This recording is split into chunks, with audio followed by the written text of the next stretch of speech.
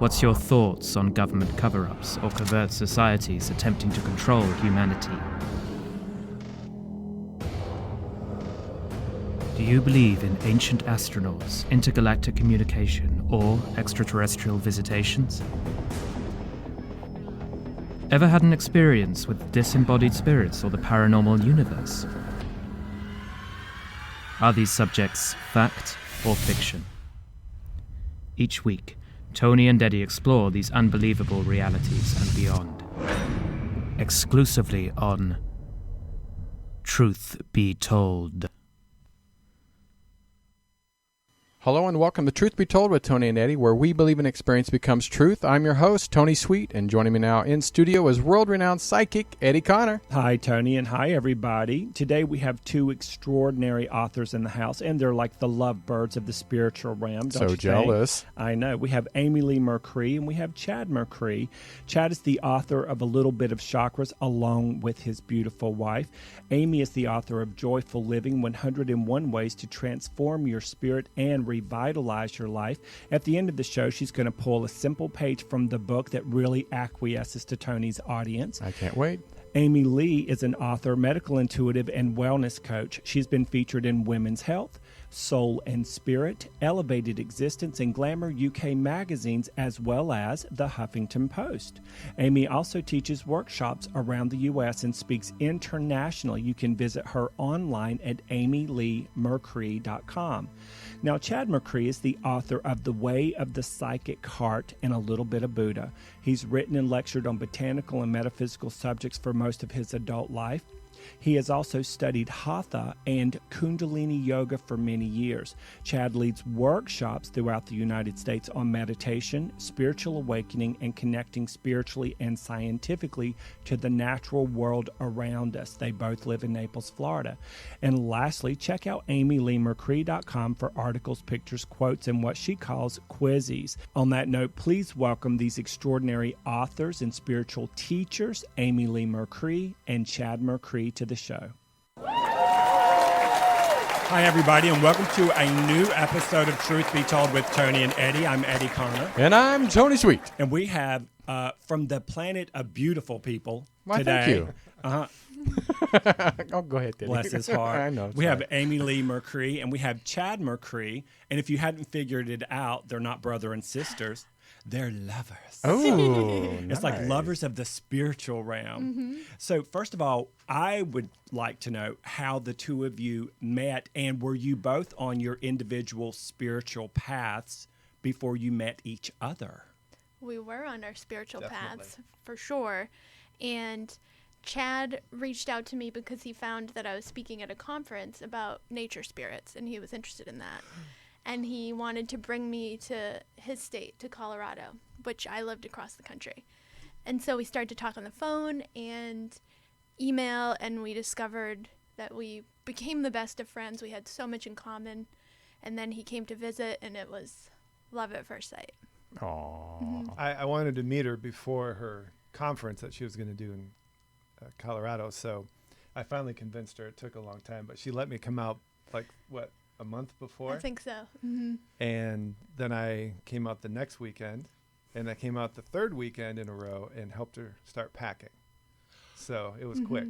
I love that. Yeah. I was going to go on a winter speaking tour. So he said, after your tour, why don't you just move to Denver with me? And I did. And we got engaged in the interim there. On Maui. Yeah. See, well, if you're going to do it, let's do it on Maui. Exactly. So now some people, when they hear that story, meaning I'm basing this on people that I know and people who have had that kind of experience, people are like, oh my God, that's too quick, that's too sudden. My philosophy on that, my soulosophy on that is when you know that you know that you know that you know, you know. No Exactly. question. And so why waste time? Yeah. And we were not young. I mean, I was 32, he was 39. Mm-hmm. So it's not like we were 18 years old Right. running off or something. Right. We knew pretty much immediately. Mm-hmm. Yeah. Wow. So you were out in the world doing workshops, symposiums, blogs, and all of that Yeah. on nature spirits and what else? Just all my work as what I call a medical intuitive, and a friend is now called a spirit guide whisperer. And basically I talk to people's spirit guides. That's my job. So whatever came out of that, I mean, I'm an idea factory. So nature spirits, goddesses, angels, the energy of seashells, whatever I was kind of into at the time. That's before I started writing books and had to like stick with an idea Pick for a one while. topic. It's so hard. It's hard. Yeah. And it's all the same energy. Meaning it's all pure is. positive energy. So whether you're talking about the white elephant in Tibet or Buddhist tantric, I saw that in your bios, or anything else, it all comes back to love. Yeah, exactly. And when you're intuitive or psychic, you're open to everything. So it's just a matter of what you put your attention on. Some people focus on angels, some people focus on fairy spirits, some people focus on everything. Yeah. And That we're was how both it was. interested in all of that. Yeah. So. In your background, when you were up in Colorado and single and stalking this lovely lady, what was your background before the two of you got together?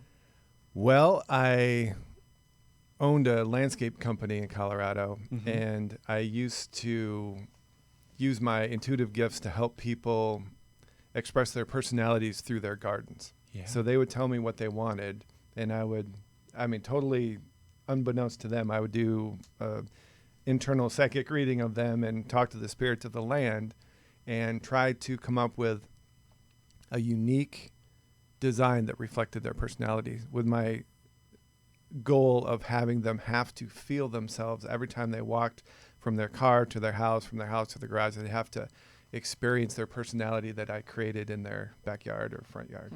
So It's a great way to make you aware of an aspect of yourself you're not as conscious of. And then when you're in that environment, it's going to lift you up. just feels good. It's positive, right? Yeah, because I've never tuned into a soul that I didn't like, but I've met people I don't like. I've got issues. I just realized I'm a little judgy, but not here, not in front of y'all. So go ahead. And so I never did readings professionally or anything like that. I would do readings for friends if they asked me, stuff like that. But it was always just in my own little world. Yeah. And so meeting Amy, where she had teachers, she has this whole business where she does consulting. It was so different from where I came from, where I had very few teachers, and it was more a self-study. Yeah. Did you notice yourselves enhancing your abilities once you were together? Absolutely. Definitely. Exponentially. Mm-hmm. And in my work, I've written a book on dating and looked at relationships from a lot of spiritual angles.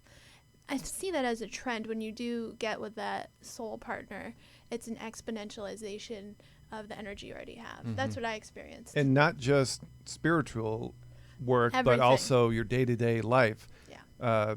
More grounded, more focused, stronger in all aspects of our lives. Yeah, that's great. And Yeah. shining a light on where we could be stronger and having the support to get to that place too. Wow. Well, and it sounds like some of what you were doing was out in the field. You probably liked trees better than people for a long time. Exactly. Yeah. I was a little forest monk in high school and college, so Yeah. I was out in the woods talking to nature spirits and just hanging out, having a good time. Yeah. Did anybody ever catch you doing that? I mean, other than the other trees that are like, Yeah, right. Rich, talk to me. Jealous trees. Yeah, exactly. You don't Those wanna weeping experience willows, that. that's why they cry. Right. As I walked away. Right? Yeah. No. That's funny. And No, then I'm just here, kidding. you seem like a social butterfly. I am, but I also, because I'm an empath and so tuned in, That's what. I have to have like my sanctuary space. As my husband knows, Yeah. I need that time with no, except for Chad, like no other psychic input. Absolutely. Yeah, but then I am definitely a social person, Yeah. conversely. Yeah, and it's interesting to watch unless well, first of all, I believe everybody's intuitive. I really do believe that. And some people have it to greater degrees than others. Yeah. And I like how you asked the question because goes back to that old philosophy or quote, when two or more are gathered in thy name. Exactly. Meaning of that Exactly. energy, a pure Yes. positive energy, of course it's going to be amplified. Yes. And that would be everything from, why did you squeeze the toothpaste? Yeah. to the tree's so pretty. Let's make Yes. love under the tree and watch it cry.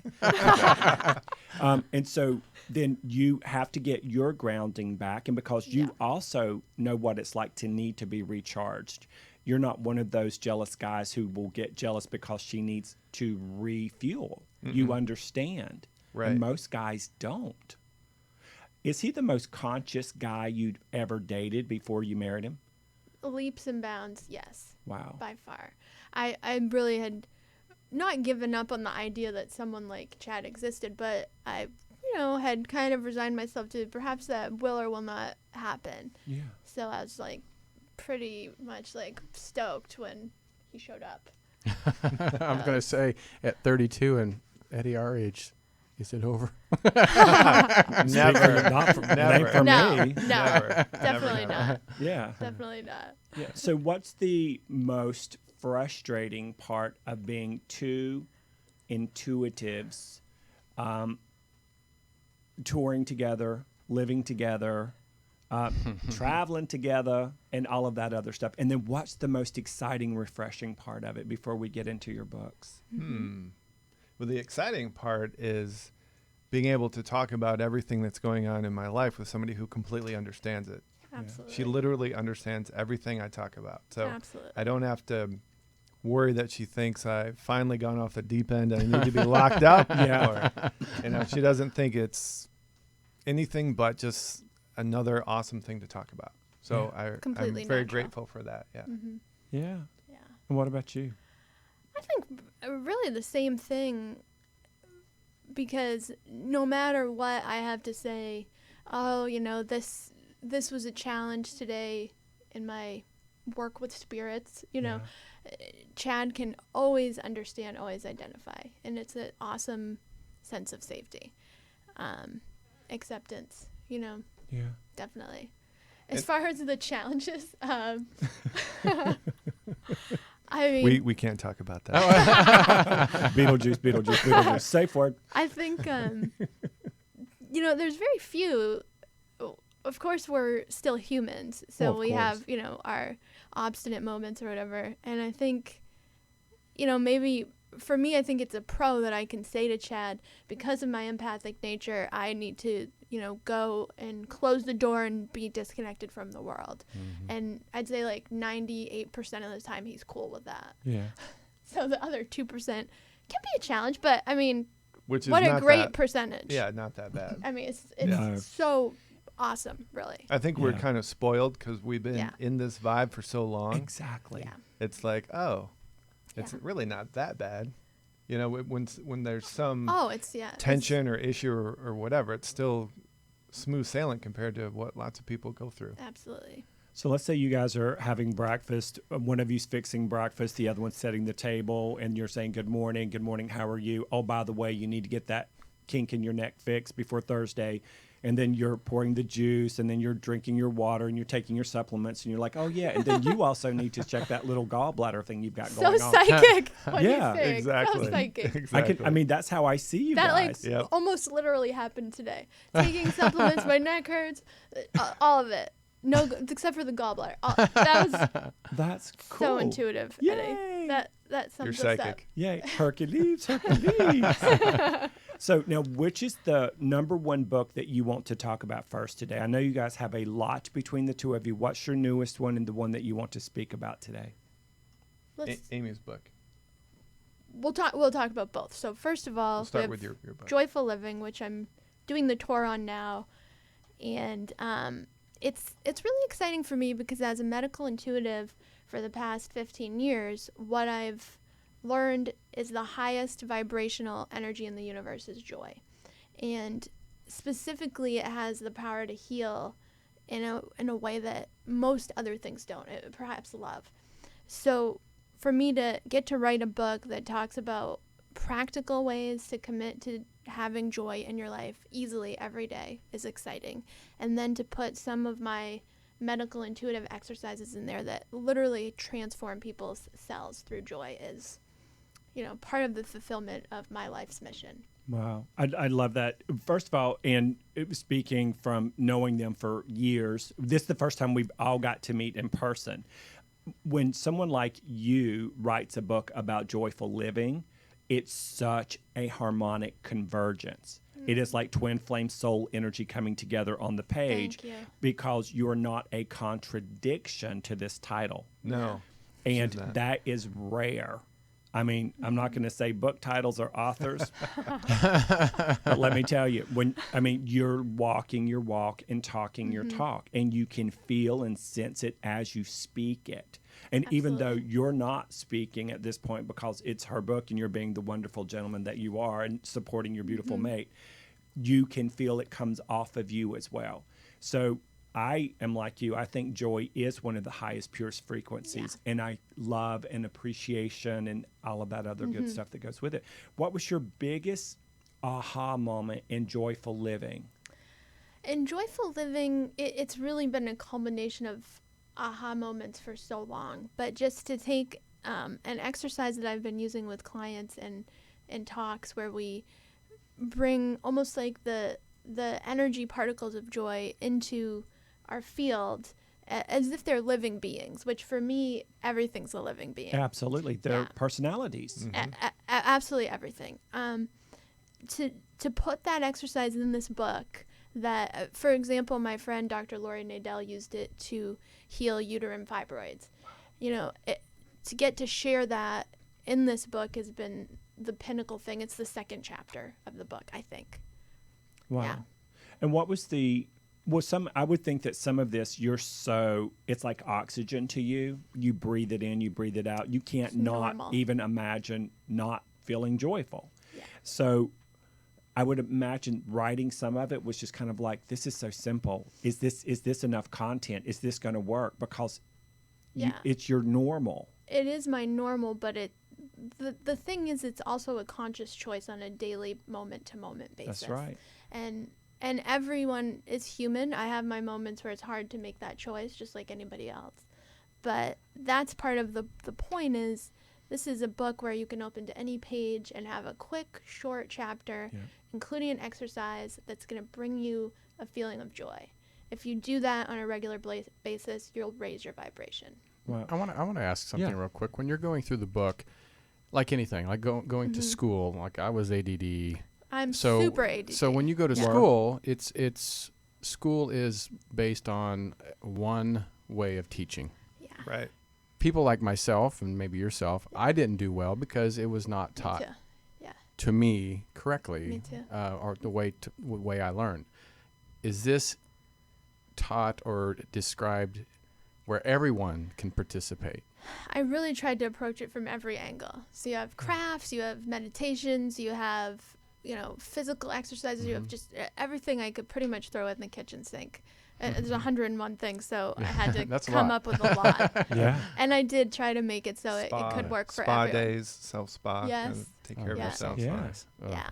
And as the ADHD person with learning disabilities, my whole life, of all people, I get that we need to just approach things from every angle. I want to ask you about that then, because growing up, I was very self-conscious and insecure about thinking, oh, I'm just stupid. I'm dumb. Until later in life, I just realized, oh, I'm just, I don't read. Like Eddie and I, we learn differently. Yeah. Sometimes words switch around and I'll say so. So being intuitive and being ADD, it's not really a disability. It's just the way we learn. It's different wiring of the brain. When did you personally shift of saying, oh, wait a minute, I'm not that person. I'm a completely different person. Through my younger years, I always felt like I didn't fit in, because of these things. For example, my writing was so illegible. I really couldn't help it, and it wasn't really something that the establishment was supportive of. So the first year I went to college, I failed out. And it's just, I didn't have study skills. I was very ADD. And so after that, I read several books, including one called Driven to Distraction. And I really started to understand the way my brain works. And that's when it switched for me, where I said, actually, this is an asset. And that's why we're intuitive, that our brains are wired differently. And so we have these extra propensities that give us, all this creativity and all of these things. So that's where it switched for me. Like when I was like 19, I think.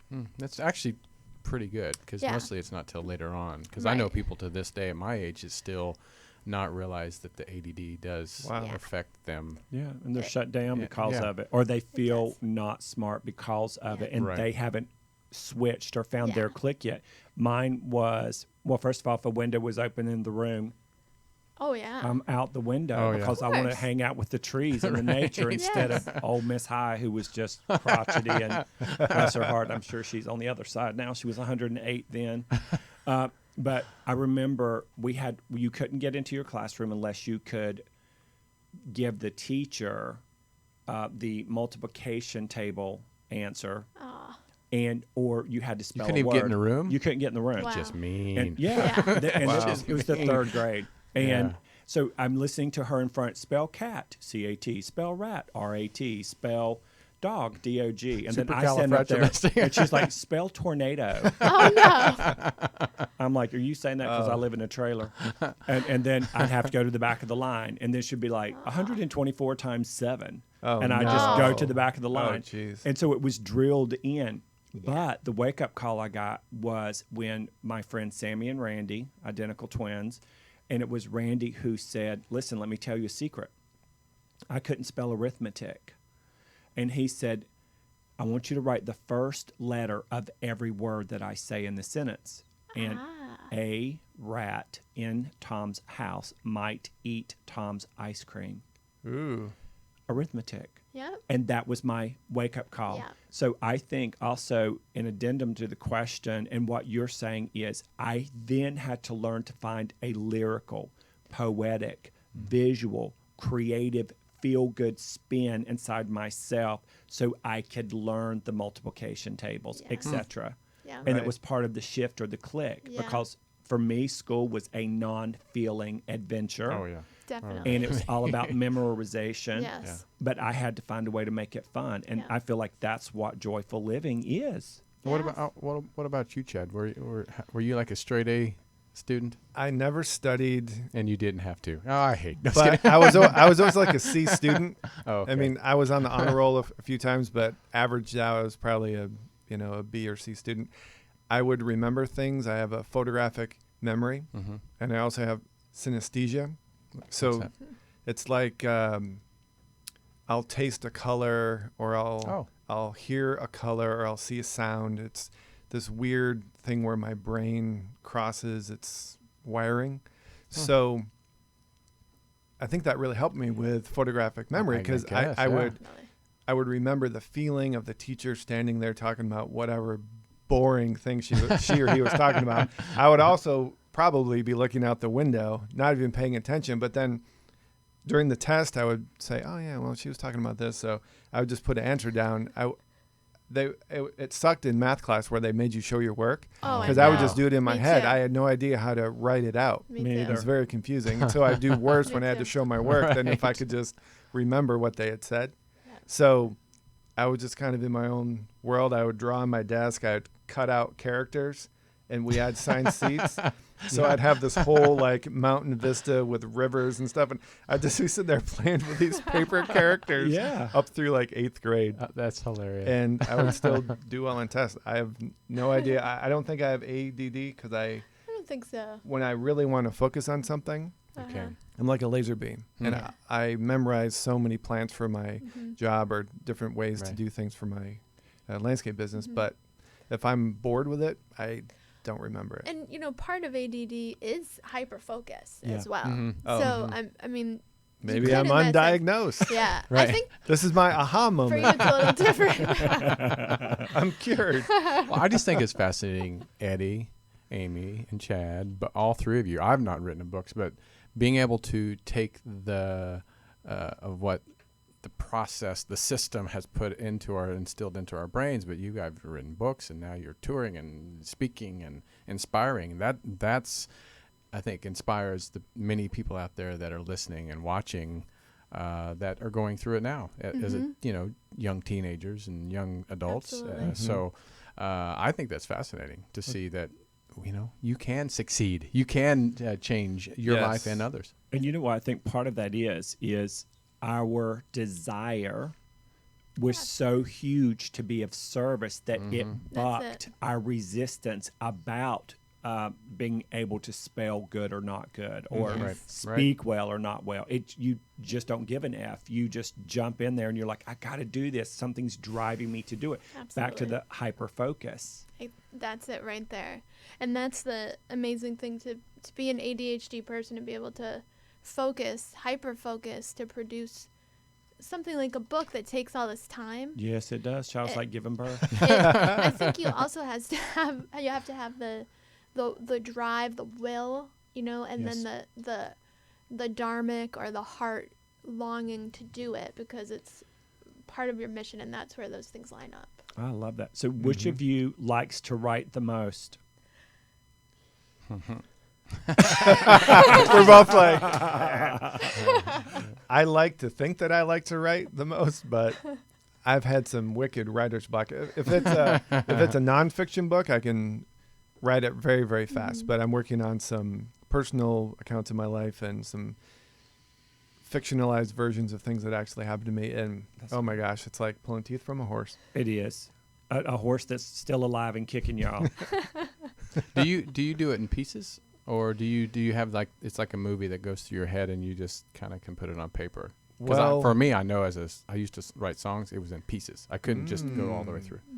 With my fictionalized story of things that happened to me, I was kind of shown this whole story by some of my guides, and they showed me specific locations and all kinds of details. So I just blocked the whole thing out from start to finish. I've got that done, but it's the details of he said, she said, and they went there and did that. That is the minutiae kind of stuff. They showed me the big picture, so I know how it feels. I know what it looks like. I know where it takes place. It's all that minutiae that I just get bored with. So I go outside and I garden or I do something creative. And what you're doing when you do that is clearing the palette. Right. And Have to reset. Yes. And when you're articulating it, the image I get with you is I would go back. Well, we'll do it now. So go back to how it felt in your gut brain when you were downloaded with the idea. How did it feel in one sentence or less? Magical. Okay. And then how did it feel in your heart when you were downloaded with it? Same. Good. And how did it feel in your head when you had that magical realization about it? How did it feel in your head? Okay, good. And so the gut brain, the heart mind had the higher, greater momentum than, oh God, now I've got to write dialogue. It's more my brain's thinking, that's kind of silly. That doesn't make sense. But that's what they told me. And I know that everything else they told me is true. So I might as well put that in there. But it doesn't really, it's just blah, blah, blah. Right. So now. How was that again? So when you were speaking earlier about how you will take colors and all of that stuff and the essence of whatever, and you bring it together, it's like you're a verbal, vibrational articulator. More visual. I could draw every Yes. scene from the book. I could make a movie about it.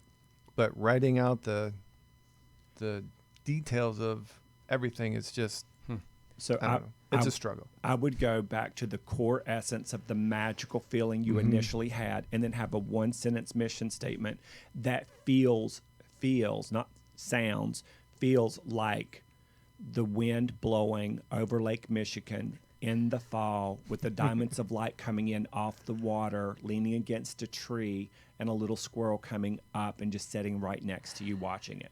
That pretty much happened to me. I was thinking it must have. Oh my God. And as you do that, then you just say, when you get blocked here, you just go, let me drop back into the magical essence and feel it, and just write your block of thought and then cut it loose.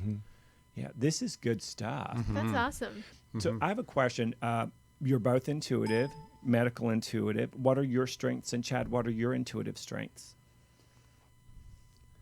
Ladies first. Oh, I thought he was going to say ladies. It's obviously working. I know, they worked. Yeah.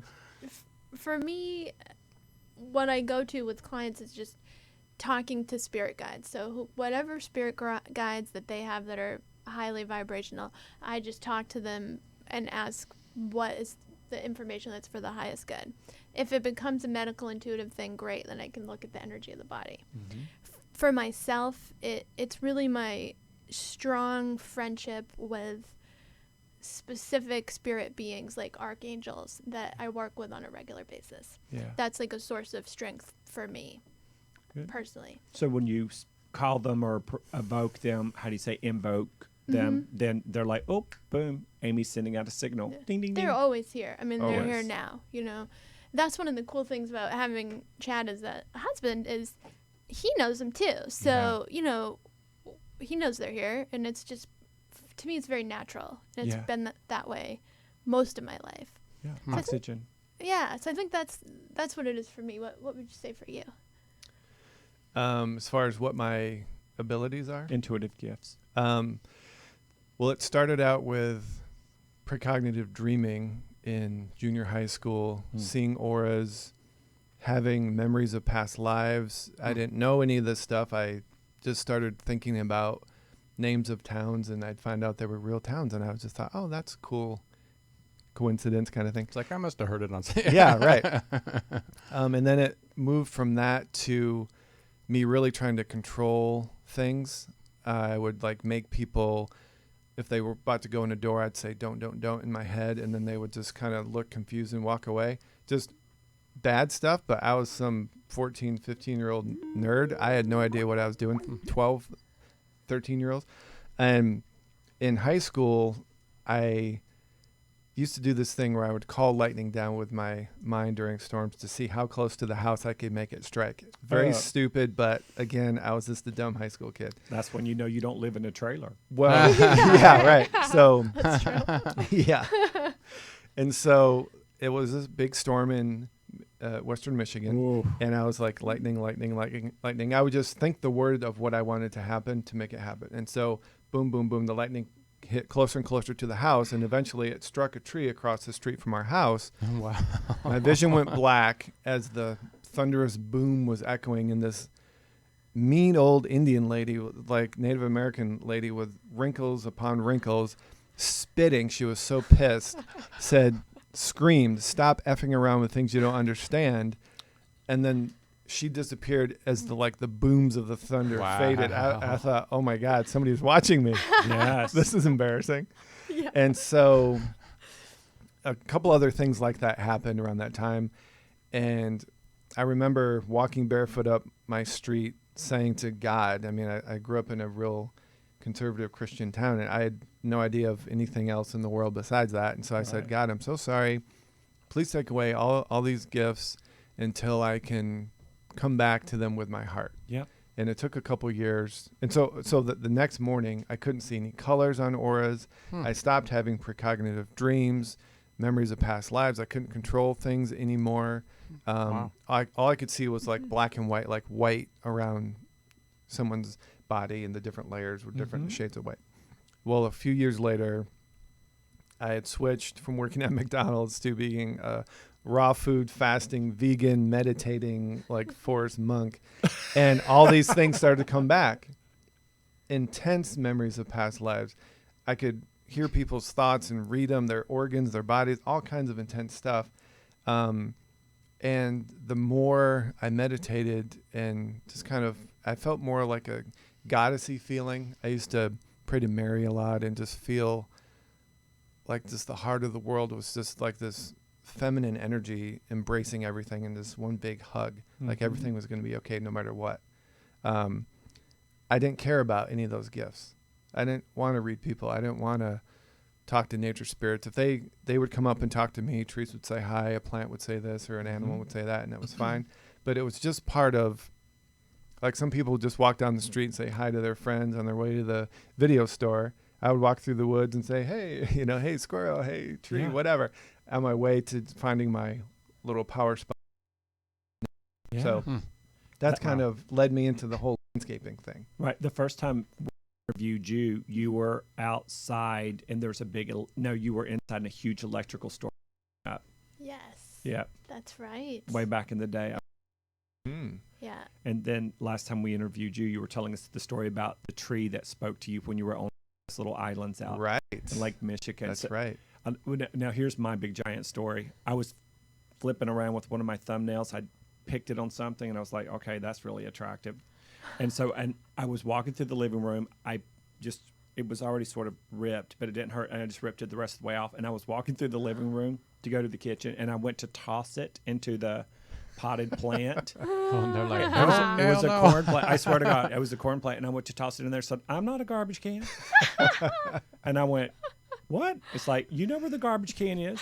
And all but pointed its arm, and I was like, all right, sorry. Yes. But it's, and then for a minute you think, I'm cray-cray. But then you go, that's just the way it's supposed to be. It's totally natural. Yes. Well, then I'm going to ask, because I don't have the abilities to talk to plants and all this stuff. So tell me what most plants, trees, plants, what do they say? What do they talk about? Well, usually when I walk through the woods, I always feel the world in terms of rhythms. I don't know if that's something to do that synesthesia, but there's different hums and tones, and so groups of plants, when I go from a field to a forest, even if it's different species of trees, it's like they're all linked underground or something through the roots, and they have this rhythm. It's different for each part of the world, the soil, the land, the water, whatever. It's only when I zoom in on a specific tree, or if I get too close to a tree and it reaches out to me, that I feel an individual personality. Otherwise, it's like tree or forest or something. Right. And a lot of times my psychic stuff is things happening to me. I've never tried to, I'm always impressed with Amy's ability to really seek out information from an archangel on someone's behalf or something like that. I just go through life and things come to me. So like that time in the forest and the island, the tree just asked me to do something for this woman I had met once, and it turned out it was a real thing. So it made me think, okay, I'm still not crazy yet. You're like, I'm not crazy. Yeah. But so they're so unique, just like people. Yeah. A crowd of people, whether it's at a peace rally or a Trump rally, whatever, it's like a vibe of that whole tribe.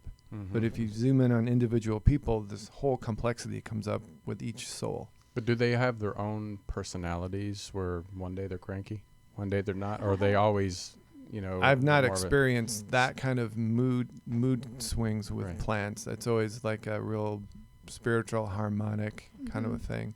Even if a plant's unfortunately, I've killed, millions of plants, I'm sure, or thousands of plants in my day as a landscaper, but I've also planted thousands. Mm-hmm.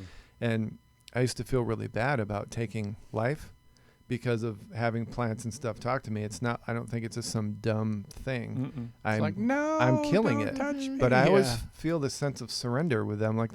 They're here and they're present, but they're not attached. They're not like humans. Right. Even animals, I feel the same way. Yeah. I mean, they may not like to be hunted or whatever, whether it's by a person or The some feeling other of animal. suffering. Yeah. But in that moment of death, there's such a surrender, Yeah. and they're okay with it. They just move on to the next thing. My mom, when she was alive, she was had me go out to the upper lot and all the way down for a whole acre spray Roundup in the ditch, because whenever I went back to North Carolina, the weeds are going to get so high, the rain's going to come and it's going to flood out the place. And every time I sprayed, I was like, I'm so sorry. I'm so sorry. Please forgive me. Because you feel so bad. Yep, I still do that. And I do that too. But I do believe that they are higher beings. I'm going to say it back-ass words. I believe they're higher beings in that they don't have attachment the way humans do with our bodies and what death is about. Their belief system is, I'll transition from this frequency to this frequency. Then I'll come back around into this frequency again or something different. And humans, we have so much stuff in our brain wired around it. And we literally have about 5 or 7 more minutes, but I want to ask the two of you something. What is it, what as intuitives, and then I'm going to circle back around to chakras and joyful living. And that is, for the last 3 days, a year ago this month, I started having, for the first time in my adult life, really bad migraines.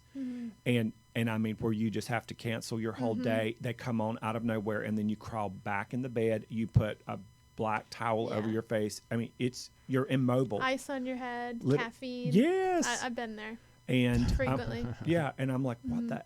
And then I went to a great healer, Corinne Anana Solo out of Malibu. Hey, girl. And she helped get me back in check. And then she also helped me explain that I had a lot more energy going out than in. So I'm taking care of more people than I'm taking care of myself. And I mean, it leveled me. In the last 4-5 days, I can feel it creeping back in. So I'm walking in nature more, which I haven't done in a long time, talking to the trees like you're talking about, and being more cognate of joyful thoughts, joyful images and feelings. But I'm really curious on a chakra level, on a joyful living level, and as intuitives, what's your take for the audience, for other people going through the same similar thing? I think migraines have a lot to do with the crown being way too open. And I think as intuitives, we're doing that all the time. And if we're also, you said, having too much energy, caretaking others, or, just so empathic, through we're my too life. open. Yeah. So for me, it's just about sealing up, sealing the crown, not closing it, just sealing it and protecting it, and also discouraging the energy of the internal organs from going up. I have an amazing acupuncturist who I'm writing a book with about cupping later this year. Her name's Anna Klein, and she talked to me about how the liver is an upward organ. And so if the liver is strained, whether from hormones that aren't being eliminated correctly or things like that, toxins, the upward momentum can cause headaches. So one of the things that she suggested, which I think is really speaks to the chakras, is to put your feet in hot water, as hot as you can stand. And so it's bringing your awareness back down to your feet and to being present. And so you're not so out from your crown, and you're sealing up, and you're getting present in the body. Awesome. I also think I've read stats that 70 to 80% of humans are magnesium deficient, and I see that with so many of my medical intuitive clients, and that causes an array of health issues. So you can always supplement magnesium too. Okay, which I have some on the counter and did not take. It's been there for a week. Yeah, and There there's you like go. a neuromagnesium that's the best because it can penetrate the brain-blood barrier. And what is that? It's called Neuromag. I have okay. it back at where we're staying. If you remind me, I'll text you a picture of it. Thank you so And much. I may have to double up. Yeah. Yeah, so what do you think, Chad? Well, the first thing I got when you started talking was you need to take care of your body more. I don't know what your diet is or anything like that, but I feel like whether it's your spiritual work or what, but you're running a marathon all the time, but your body isn't trained to run a marathon. So your body needs to catch up with the rest of your life. So if it's eating cleaner or more time in nature, more water to flush things out so you don't hold that energy and Definitely. cause disruptions in your flow, in your chi flow,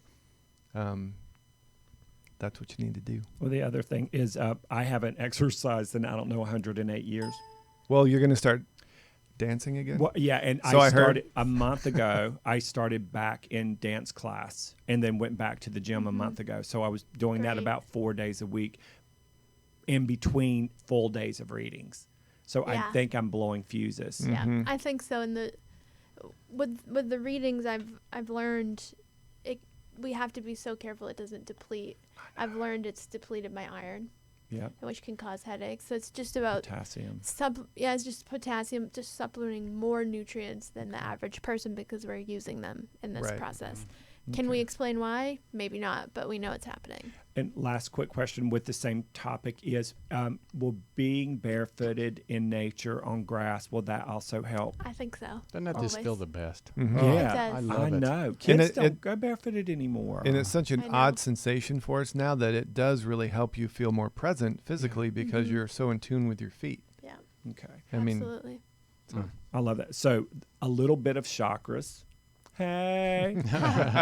From Amy Lee and Chad Mercree. And then Joyful Living, 101 Ways to Transform Your Spirit and Revitalize Your Life. And real quick, I just want to see what our audience needs. I'm going to let you turn that to a page. And our Ooh, intention with good. it is, what is the highest and best intention for Tony's audience right now as Amy Leigh Mercree opens it up. Very and Vanna what do you White. need out there in TV land? Look at that. Number 51, stress and anxiety. The affirmation is, I make time for joy every day. There you go. And this is all about how stress and anxiety disorders are epidemic in our culture. Yeah. And how we can change that, even in the troubled times we're living in. So the exercise is to be happy every day, filling up with an optimistic fuel.